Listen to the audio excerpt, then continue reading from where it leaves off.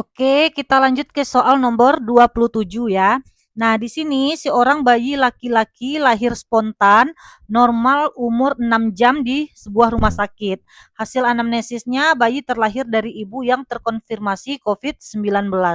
Nah, kemudian untuk inisiasi menyusui dini dilakukan atas dasar hasil informed consent.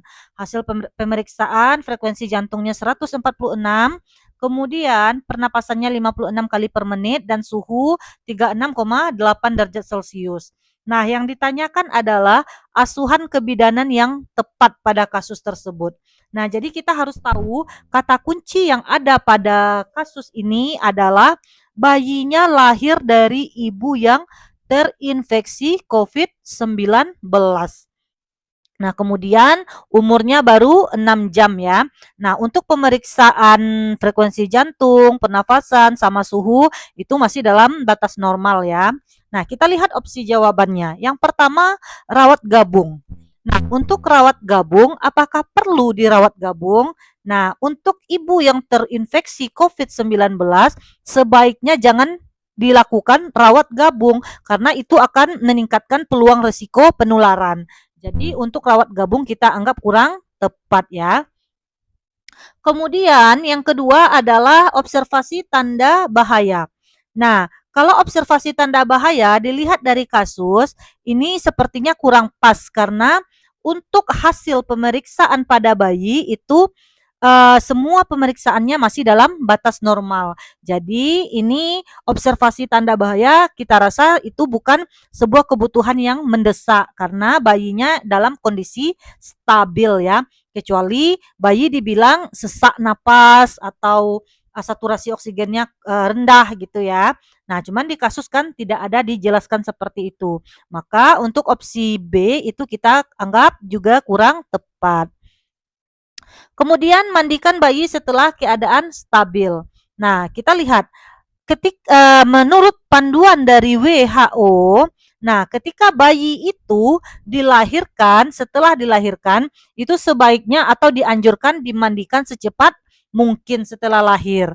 Jadi bukan ditunda ya. Jadi bukan ditunda 6 sampai 24 jam seperti pada kondisi normal karena di sini bayinya itu terkonfirmasi COVID-19.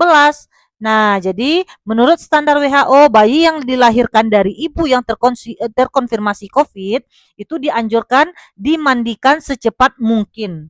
Oke, kita skip dulu untuk jawaban nomor C ya. Apakah itu benar atau bagaimana? Kita lanjut ke jawaban selanjutnya dulu. Apakah ada yang lebih tepat?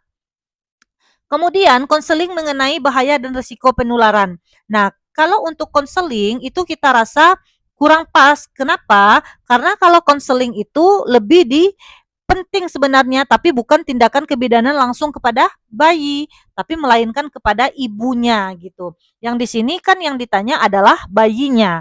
Jadi kalau konseling itu sebenarnya penting, tapi ini lebih ke ibunya. Sementara di kasus kita terfokus pada bayinya. Jadi ini kita anggap juga kurang pas.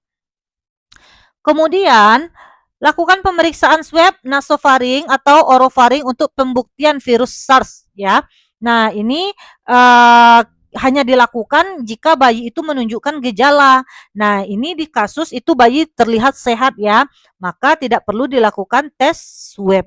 Tidak ada gejala yang menunjukkan bayi itu terinfeksi COVID, misalnya suhunya meningkat, terus misalnya pernafasannya tidak stabil, itu kan tidak ada. Tapi di soal itu kan semua keadaan bayi normal, maka tidak perlu dilakukan pemeriksaan swab.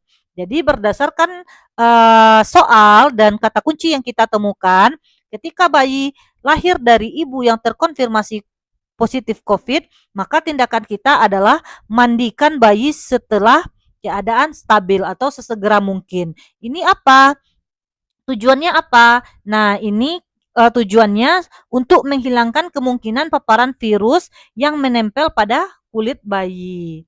Nah, misalnya termasuk dari apakah cairan ketuban, darah, atau keringat ibu yang mengandung partikel virus. Maka kita lakukan atau kita mandikan bayi sesegera mungkin setelah keadaannya stabil. Semoga bisa dipahami.